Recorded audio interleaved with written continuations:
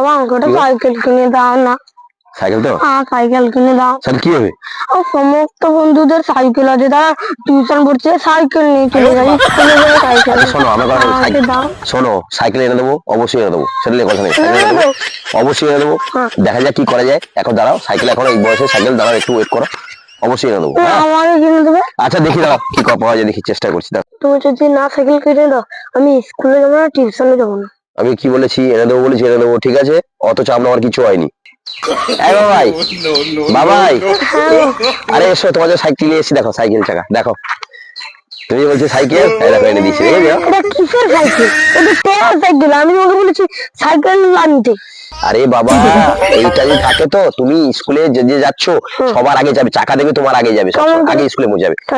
চলে যাবে, দেখো, চলো চলো, দেখো, দেখেছো, দেখেছো?